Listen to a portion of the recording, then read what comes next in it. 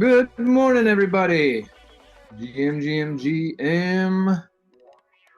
Welcome to Money Monday. We got an exciting week ahead of us. We got Super Saturday coming up for November. And we got Bob and Jay today on the Invest Edge. So they're going to go over the E3 recap, benefits, exciting things that happened, benchmarks we crossed. Yeah, it's going great, guys. Going great. Okay, so I'm going to just pull this up real quick. Stop this. GM. And to all the new people, welcome. We're going to start out with our quote of the day. Here. Quote of the day. Unsuccessful people make their decisions based on their current situations. Successful people make their decisions based on where they want to be. That's part of the theme that we were talking about on the text this morning, is escaping the normie brain, the normie mind, the normie way of looking at things. Another way of saying normie is the unsuccessful person, right? I remember listening to a recording from 1949. Earl Nightingale did something about the strangest secret. He's got, he used to be the voice of radio. And he was one of Napoleon Hill's top students back when Napoleon Hill was doing lectures and programs in the 20s and 30s. Earl Nightingale showed up, made this amazing class called The Strangest Secret, where he talked about how only 5% of people in America who start out with the same ingredients, right? Same economy, the same background, the same education, the same everything. And only 1 out of 20 will rise and get what they actually want out of life. They'll, where they want to be. So it's not a lack of tools. It's not necessarily a flaw in the system that we're all using to gain our success. The main flaw is in the thinking. So if you're not clear on where you want to go, you will never get there. And I was talking to a friend of mine the other day who owns a B&B, a traditional B&B, okay? And she's been doing it for 20 years. We were talking about Renatus and real estate and life by design. I've known her for a while, and she wanted to sell the house, sell the B&B, sell the business as a package. It's been on the market for almost a year at 700 grand. And I'm like, why are you leaving it at this price? Clearly, this is not the value. Well, but the realtor said it was. I said, okay, how much do you owe? Come to find out, she only owes 110,000 on a mortgage. So if you owe 110 and you have an asset supposedly worth 700, let's say 600. And I was asking her, well, where do you want to go? She's like, well, my kids live in Florida, and my other kid lives in Virginia, and I want to move to Hawaii, and I live in Kansas. And I'm like, okay, the main reason why things aren't happening for you is because you don't have clarity. Or you just named 3 places you want to move to. So of course, the universe isn't going to arrange itself in a way to provide you what you want. It will if you get clarity, but it won't if you are fuzzy. And so after listening for about an hour of all the struggles, but the property performs well, I said, okay, it's not the technicals, because she keeps claiming, well, I'm not good with math. I don't understand velocity banking, blah, blah, blah. I said, that's okay. That's not your problem. Your problem isn't that you don't know about decimal points and dividing by fractions. Your problem is you don't have a vision board. You don't know where you're going. And even if the money showed up in your life, if you didn't have a plan, it would evaporate. Trust me, I know. So we sat down, mapped out how the vision board works, what we're going to do for a vision board. And it's completely changed her vibe, her excitement about selling it. And also, like, if you want to why not drop it to 600 or 500? If in your life you're done with the thing, then move on. This is where we have to get into the technical side of the normie brain and how it works. Okay. So we have 100 cognitive biases. I'm going to pull up the wheel real quick while we're talking about this, because our flawed thinking, we're incredibly smart, but we use the wrong data sets for short-term decision making, and it gets us in trouble. Allow me to demonstrate.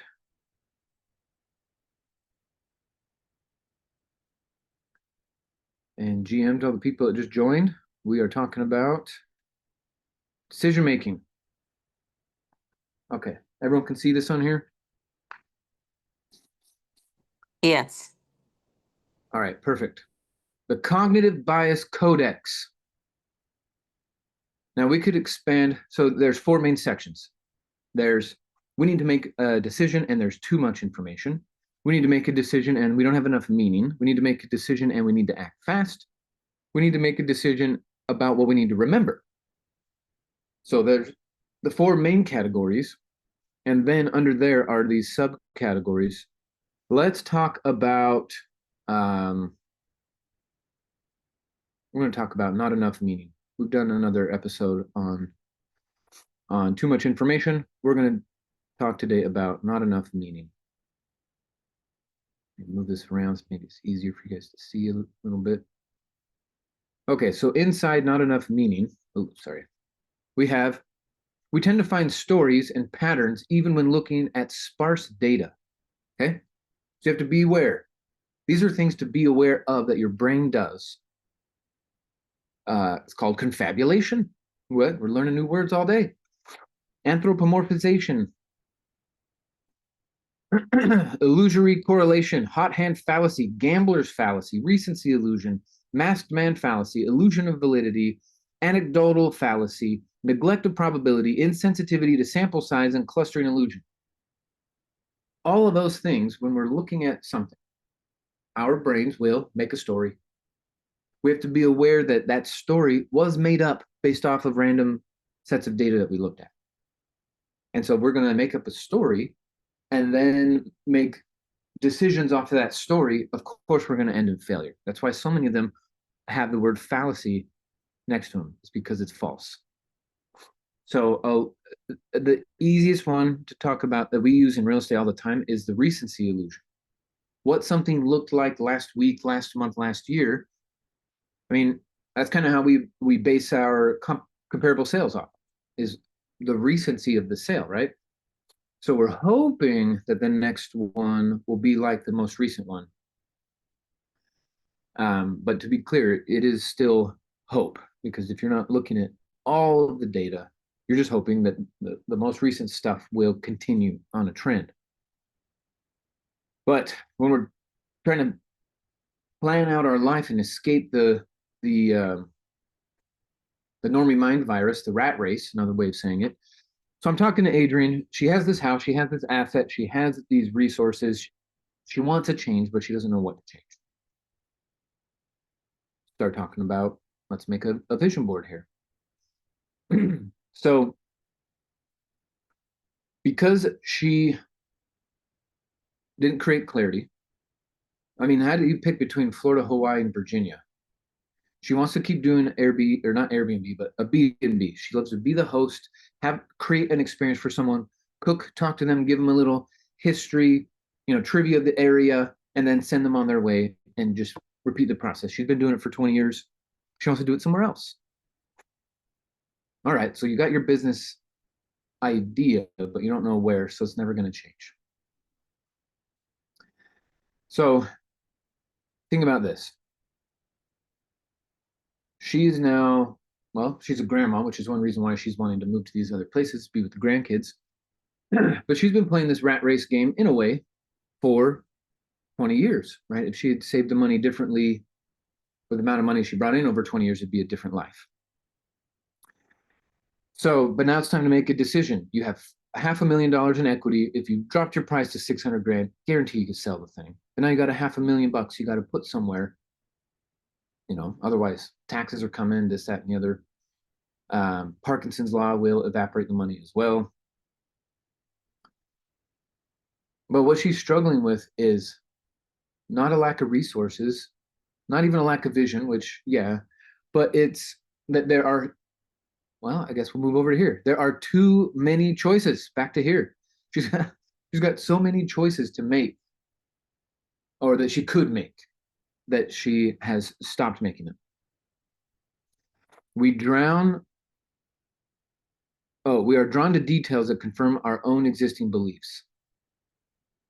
So this is where it's like ignoring new data, ignoring new information, because it conflicts with what we've already determined to be a truth for us. Confirmation bias, congruence bias, post-purchase rationalization, choice supportive bias, selective perception, observer expectancy effect, experimenter's bias, observer's effect, expectation bias. See, this one's huge too. They did all kinds of studies on kids around expectation bias, and the kids who tested low on these standardized tests were put in a group. The other kids that ranked higher on the top half put in a separate group. They were not told their results, and neither were the teachers who run the classes. Okay, then they mixed them up. Boop, boop. They put the lower testing kids with a teacher that was expecting the high tested kids, and vice versa. The teacher expecting the low ones received the high testers. Okay, so now these teachers for the entire year are treating these kids based off of their expectations of how they tested, and the kids who tested lower actually improved so dramatically that it like threw their science out of whack. They're like, wait a minute, maybe our tests were wrong, because it was the expectation, how they were being treated, that got them the results. And then the smart kids got treated dumb, all right, lack for a better term, and they started doing poorer and poorer and poorer on these tests. So expectation bias is huge. Quick side note on this: when I'm recruiting, when I'm talking to new students, even with Adrian, everybody else, I expect them to be successful. I expect them to be responsible. I expect them to be quick with decision making. I expect them to stick with it for the long haul until they get the life that they want by design. If it's 5 years or 10 years, I expect them to be successful with our program. So when I sit down with them, when I talk to them from day one, I'm seeing them as the future millionaires they want to be. And I think that is a huge factor for helping me make more sales, but takes such little effort. Okay, because when someone really does start to be treated like the person they want to become, they're going to try harder, they're going to get up earlier, they're going to stay later, they're going to watch more classes, they're going to pay more attention, and then that's what will actually get them the result, right? So our expectation bias is huge. I expect all of you to have a vision board and work towards it relentlessly, indefatigably. You will go after it, and you will stake your existence on its manifestation, or die trying. I mean, your kids need you to see that too, to be clear, right? They need to see that level of trying.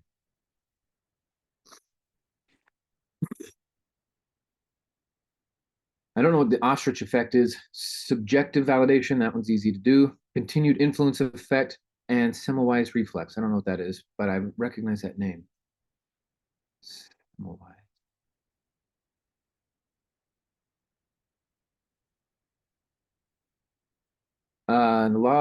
The 48 laws of power they use in one of the chapters. They talk about Mr. Semmelweis, but I don't remember what exactly he did. Anyway, all right, we fill in characteristics from stereotypes, generalities, and prior histories. Okay, in the NLP language, we call that distort, delete, and generalize. So, since our minds are so limited on conscious versus unconscious, that conscious part of our mind has to generalize, has to compress the data file, shrink it, and just label it and package it and send it. And it's not specific at all. And so you got to remember that too. When you're going to pull memories from your mind from a while ago, you have to remember. I'm not saying this is bad or that I don't like it. You just have to remember you deleted some, you distorted some, and you generalized some of your memory before you packaged it and put it in long term. So be willing to accept that you were wrong on something. It'll smooth so many things out. I mean, they've proven this in all kinds of court cases and jury trials and eyewitness testimonies and all this stuff. And then they realize, oh, two people, 5 minutes. One guy said it was a red jacket. The other guy said it was a blue jacket. It's like, we're done here. We have so many challenges. Group attribution error. Okay. Um, where because everyone else says it, you're going to say it even though you know it's wrong. These are things where the normie mind virus will come in and make you work for 40 years, for 40 grand a year to retire on 40% of what you got, because that's what the group is doing. Beware. The group of America, right? Not our group. No way. Our group is on onto something big. All right. So we imagine things and people we're familiar with or fond of as better. Okay, the halo effect.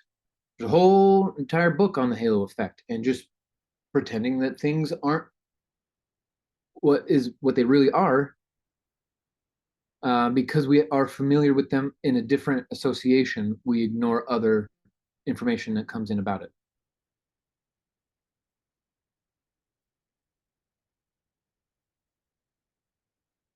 Very interesting.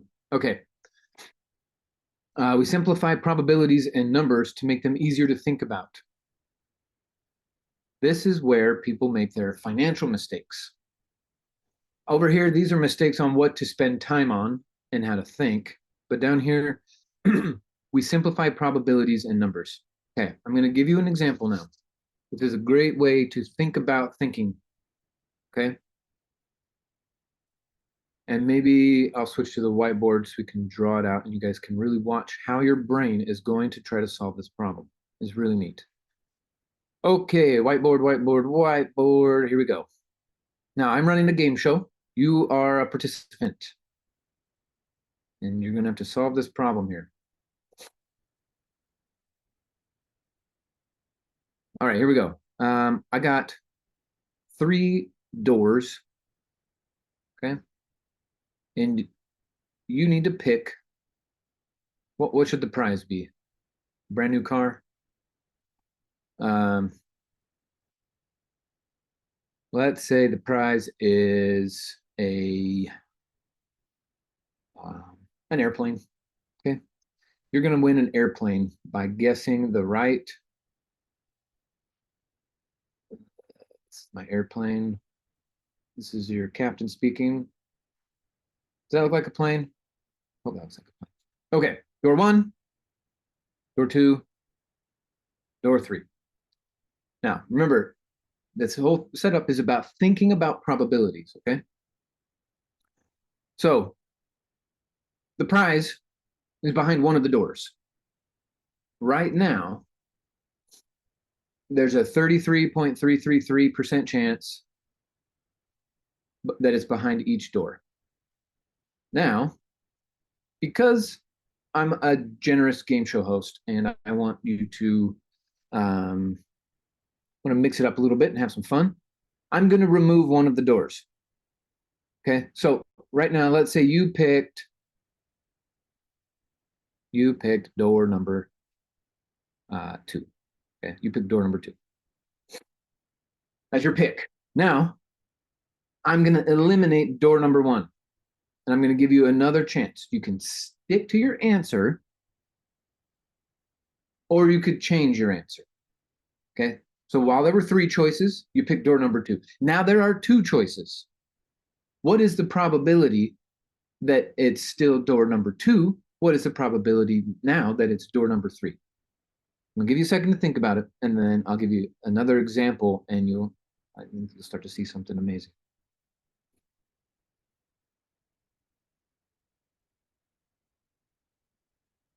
What is the probability now that it's behind door number 2? What is the probability now that it's behind door number 3?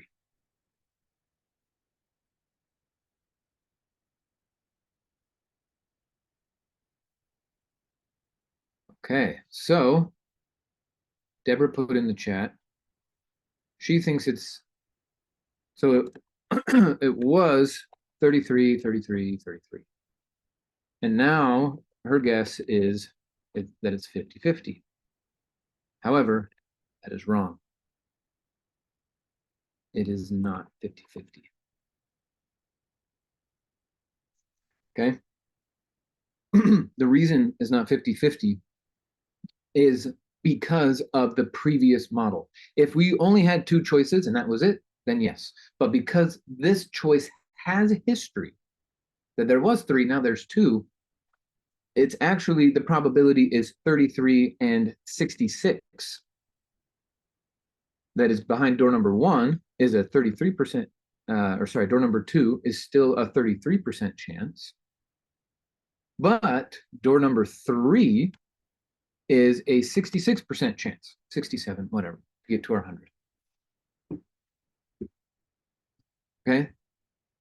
If you changed your answer, the probability that you would be correct, if you changed it to door number 3, would be twice as likely that is correct. Because we removed 1. If we had 3, now we're down to 2, now you pick. Chances are it's going to be in the one you didn't select because of the elimination. Okay. Now, if that didn't make sense, I'm going to do it one more time with a little bit different numbers. But if you got it or you're getting it, put it in the chat, I'm getting it. Remember, this is a thinking about probabilities. That's what this conversation is about. And if you could do it correctly, your chances of winning go way up. If you thought this was 50-50, which thank you, Deborah, for participating, because I can count on you for that. Some of you just like to listen, I get it. But if you thought it was 50-50 and then you went into a deal, a negotiation, an assumption with that probability mindset, you'd be wrong. I want you to have the clarity around the chances of winning. Okay, so new board. Are you getting it, or is this just too crazy?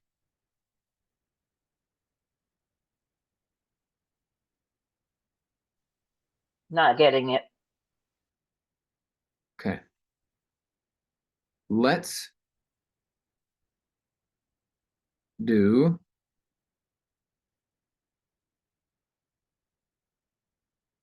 a new scenario. And remember, it's thinking about probabilities. Now we have, oh, that's terrible. Now we have, do I have shapes in here? Shapes? Can I get a shape? I can get a shape. Good. Here's a box. And inside of this is 100 doors. Okay, 100 doors. And you get, okay, same choice. Pretend there's 100 doors in here. And same idea. You're going to pick the one that's going to have the airplane behind it. Okay. And let's say we're going to pretend you're going to humor me that there's 100 doors here. 20, 30, 40, 60, 81. For the sake of time, these are not going to be straight lines. But there's 100 doors. 100 doors. Behind one of the doors is your airplane prize. And let's say you pick door number 27. Okay, there was a 1 in 99 chance of you getting it right with this setup. 1 in 99. Okay. Talking the same as 33, 33, 33. Now it's just 1, 1, 1, 1, 1, 1, 1, 1. The 1% chance of getting it right with this setup. With me so far? Yes. Some of you are like, Michael, this is too early. Okay, thank you. All right, so we've got 1% chance. You pick door number 27. Now, I, being the fun game show host, say, all right, guys, same deal. I'm going to eliminate all the doors except for door number 1 and door number 27. Okay. Now door number 1 is left. Door number 27 is left. Your original guess. I've left door number 1. It could be anything. It could be door 99, whatever. Doesn't matter. Door number 7. Let's pick 7. I like 7. Number 7. Okay. So everything's been eliminated except for number 7 and number 27. Now you can pick. Keep your choice 27 or switch to 7. Those are your choices now.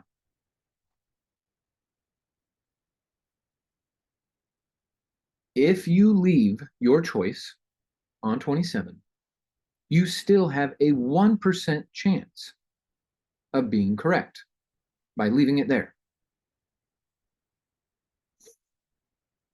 Okay, it didn't change that. But if you move your choice to number 7, you have a 99% chance of being correct. Okay, again, we've boiled it down to 2 choices, A or B, 7 or 27. Looks like 50-50. But because of the previous question on the story, the scenario, it fed into the probability of the second choice.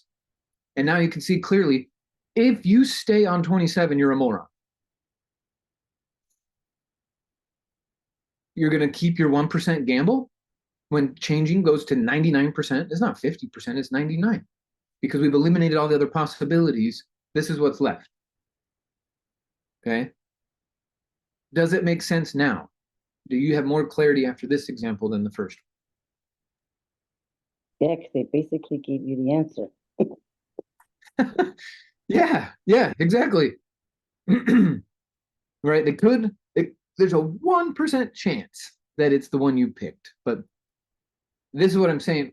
When we're going to make decisions and we're not considering the previous story about the decision making, we're going to fall into this fallacy of maybe it's 50-50 as a guess.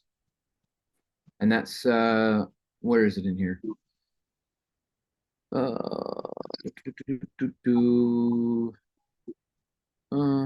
Which one were we just talking about? Oh, down here, we simplify probabilities and numbers to make them easier to think about. We would just reduce it down to 50-50 if there's just 2 choices. And that's a cognitive fallacy. That's a thinking error by reducing those numbers to try to make a decision. If it's about what to have for dinner, cool. But if it's about where to put your next $100,000 investment, or what doors to knock on to do prospecting, or so many things, you need to make sure that you're thinking about your thinking just a little bit extra, or you're going to be stuck in your normie life. Nobody wants that. I mean, the normie life in America is by far better than 95% of the countries out there and their top lifestyles. So please hear me. I'm still grateful. We are blessed and highly favored. There's still more to get, though. All right, GM, Zen, good morning. You got an idea, a question, clarification? Yeah, so the first example, I I can't say that I had actual logic. I just went by feeling, and I picked the wrong one originally, the one that you eliminated, and then I went ahead and I was like, well, I always pick 2, so I might as well pick 3. So I didn't actually have any logic for it. I just went with that. But then when you explained the probability piece, I was like, oh, well, that makes sense.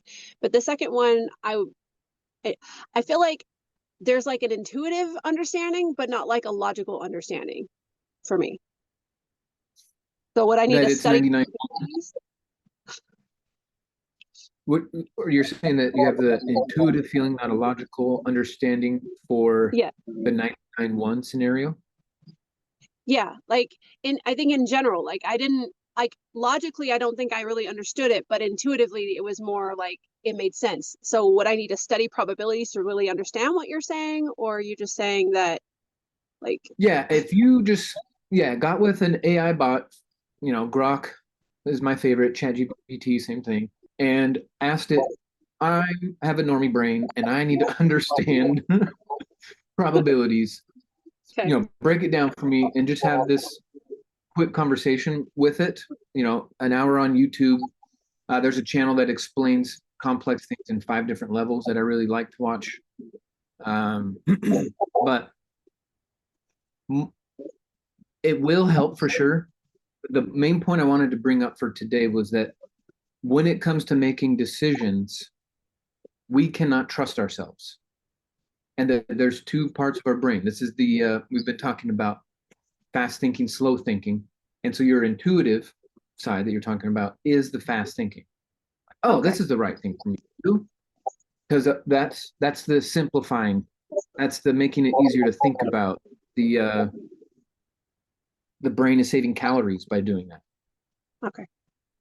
Michael? But slow thinking is clunky. You have to really get it going to start it. It refuses to start. You have to, prod it to your slow thinking brain to kick in.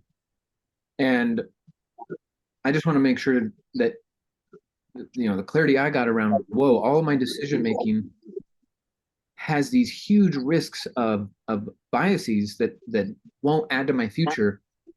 I wanted to share some of that with you.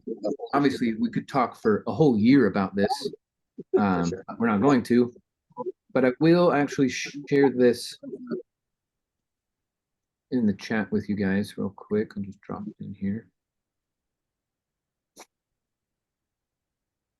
Thank you. But thinking about the thinking. Yeah, you bet.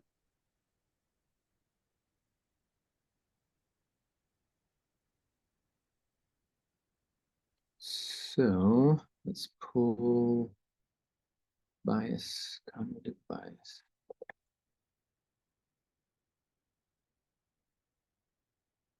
Bing, bing. There we go. And send. There. Okay. So you could just study the sections, then the headers, and then you can really dive deep into it. And the man who helped create this, his name is Daniel Kahneman, and he won a Nobel Prize for economics because he did all of these thinking modes, fallacies, challenges for economic purposes. When you need to avoid losing 50 cents or go to gain $1, or you need to do this extra thing for 5 more seconds of pain, but you get 20% more money.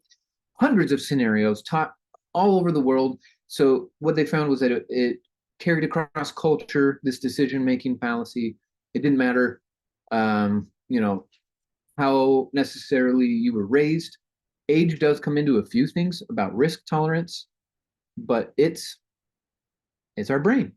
And so the more you know about how it makes decisions, the better you can plan your future. Please do your best to pre-decide everything so that when you're in the moment, your fast-thinking brain isn't going to generalize, grab a file of distorted data, and then you decide based off of that, and you stick with door number 7 or door number 27, and you should have switched to 7. You had a 99% chance of winning, but you made up a funny rule about, well, I always pick what I pick because I feel good about picking it. We can't let our family's fortune rise and fall based off of that kind of thinking. So what I would want to emphasize here is not necessarily you memorize this exercise, but that your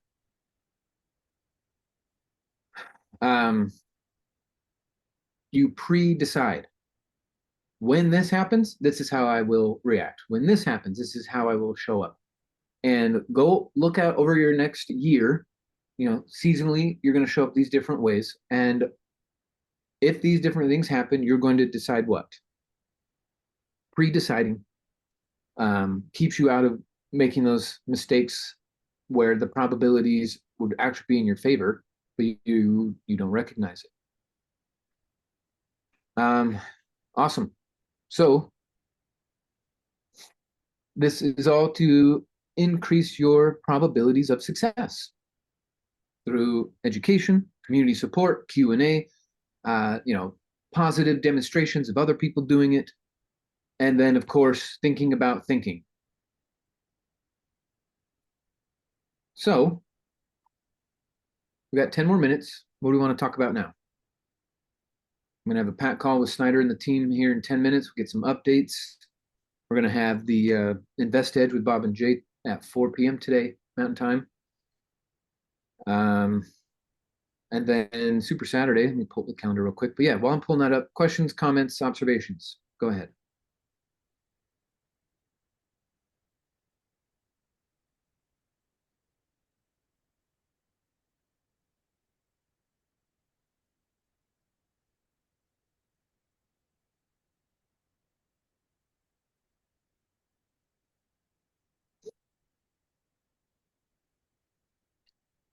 All right, well, I guess I did something right. All right, Super Saturday. Here we go. Yep, two things I want to talk about on the calendar real quick is we got our Genius course coming up with Cosimo on the 5th. Okay, if you have not received the information for that, let me know. We'll get you registered. I'll get you the link. But you definitely need to be at this event because it's just more of that. Cosimo has a much nicer way, I guess, of saying some of the things that I'm saying about how our brains work and just different tendencies, probabilities, pros and cons. And he's global visual and I'm analytical verbal. And so, when we both cover a topic, man, you're getting every angle of it. Okay, Super Saturday. That's the other one. This Saturday, 9 a.m. Mountain Time. It's going to be me and Mitch and Maylee. And we're going to go over the proper steps for using our system for getting sales. Mitch and Maylee, $50,000+ last weekend. How did that happen? What was put in place? What's the low-hanging fruit you guys can grab onto? And I know we had a conflict with the schedule. I know some of you are going to look at it and go, but why? Richard's got his Super Saturday on the same day too. I get it. We also got a property tour on the same day in Utah also. But we did want to do it on the 15th. Turns out there's going to be an event at corporate with Woody and Snyder. So we didn't want to compete with that, and we had to make the decision. Super Saturdays is something we got to keep doing. So anyway, come to ours. Go to Richard's. I don't care. Go to the property tour. But Saturday is not a day off. Okay, that's normie thinking. That's your old life thinking. Oh, I can't wait for Saturday. I have a day off. No way. Saturday is where we get ahead. Right? It's the tortoise and the hare. Getting ahead. Doesn't matter if it looks like people are making these fast dashes here and there. If you are just steady Eddie for the next 5-10 years, every Saturday is a work day. Then guess what? After 5 years, 10 years, you'll never have to work another Saturday in your life. You just goof around the rest of your life. But you got to earn it. And it's set up against you, unfortunately. Okay? Hard work alone will not do it. And then, big announcement, big update, big opportunity for making sales. So those of you who are in Utah or you got leads in Utah, we can send guests to a half day of the live education. Everyone else, if you got your training, if you got your Extreme Plus combo, you can go all day. If you have your essentials or you're a guest, you can go to this title closing and escrow class for half the day. Okay. Christian George owns a title company. He's done hundreds of deals. He's done commercial, apartments, construction. The guy is well-versed, incredibly in legal, tax. The man's amazing. It is going to be a fire hose of content, and he's going to teach you how to do it from the investor standpoint. It is an AIT course, so essential students would be considered guests. Also, new people, guests. returning guests, first-time guests, but you do need to accompany them, or if you're out of state or can't go, let Mitch, let Maylee, let Michelle, let somebody know that you're going to send a guest, and that guest needs to find you or them, and they can only stay for half a day. It's going to be 9 to 6 Mountain Time. So show up early, meet the instructors, get pictures, lots of pictures, make your posts, but then also invite a guest. And then ask them, hey, do you want to come to the AM session or the PM session? But we're going to learn how to hold assets so that we can escape the rat race, so that we're not being left behind by the people that control the financial tools in this country. It's going to get, over the next 15 years, it's going to get harder and harder to be financially successful because of what they've done to our currency. I'm not saying there's a conspiracy or that it's good, bad, right, or wrong. Okay. That's a campfire discussion where we go into philosophy. I'm just looking at the function. It's going to be harder to build wealth 10 years from now than it is now. So urgency. It's imperative that you do it now, even though things aren't necessarily convenient. I did lunch at one of the VIP lunches over the weekend. This dude's been to like 4 or 5 events. He has the money. He wants to do it, but he's like, but I just need to wait for the right time. And I was like, dang, that must be tough. He's like, what are you talking about? I'm like, to live in such an impoverished mindset that you have to wait for the right time to live your life. Right? Just a little stab in the side. What are you talking about, man? We're humans in America. We make it.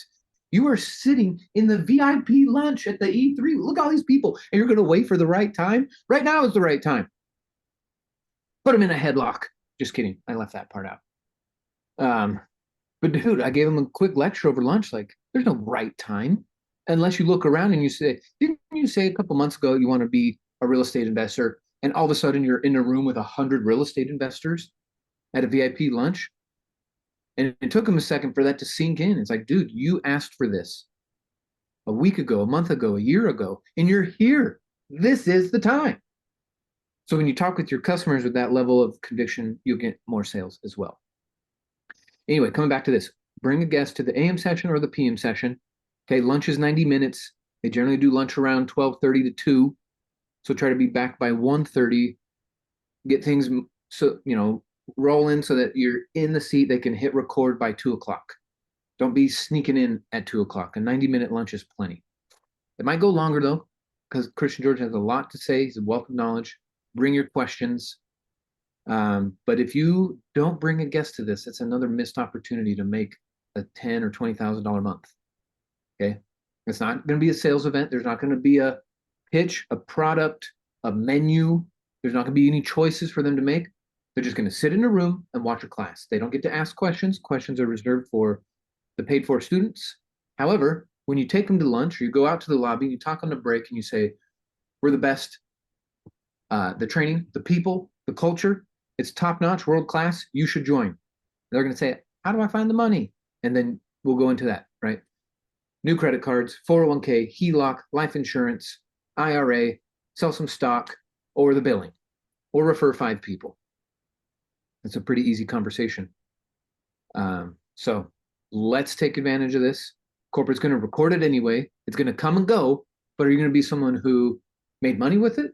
Made like life-changing money with it, 10, 20, 30 grand in a month? Or is it just going to be a nice info session where you take a class? You decide.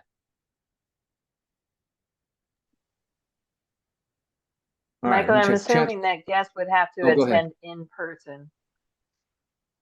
Correct. That is the only way for guests to attend in person. But the rest of us that are not in Utah can get on the live stream under the education tab that have Correct. the AIT. Correct. Yes, ma'am. Now, Thank you. unofficially, I'm not saying this as a PAC member because we don't have like official compliance department permission to do this. But if I had a guest out of state that was super interested in this, by the way, when you go to watch it, you're going to go to the education tab, then you're going to go to live streaming, and you'll get a different video player like this. Deborah, please, everyone else, if you're going to be honest and ethical around this idea that I'm going to share with you, then it's not going to be a big deal. Pause. Okay. What if? Hey, Oh, hi, are Snyder. you looking for the live? I am. Thank you. There's nothing stopping you from starting up your own Zoom. Even if you got a free Zoom, it's 40 minutes and Streaming of Renatus education. and broadcasting a section of it to your guest, saying, hey, hop on the Zoom with me. We're going to live broadcast. And you would, like literally what I'm doing right now, I'm Zooming a video player.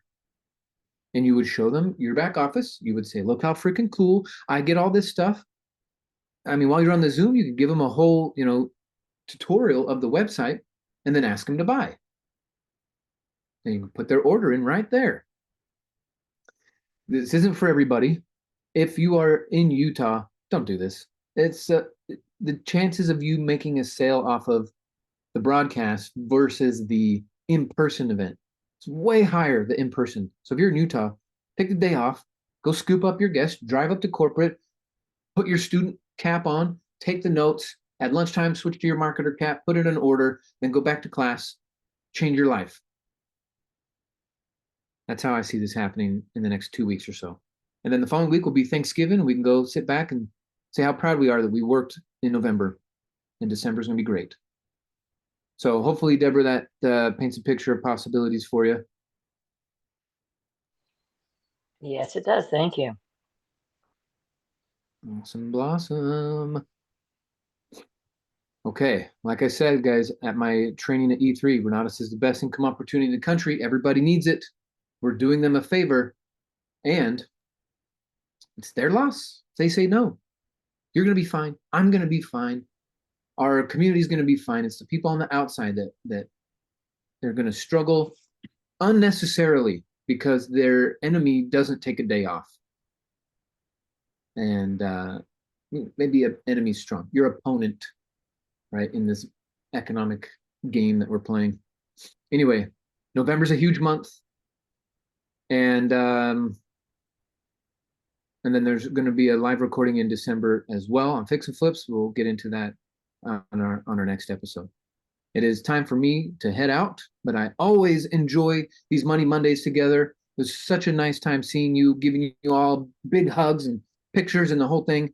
And I can't wait to see you all again. Love you. Bye for now. Mwah. Thanks, Michael.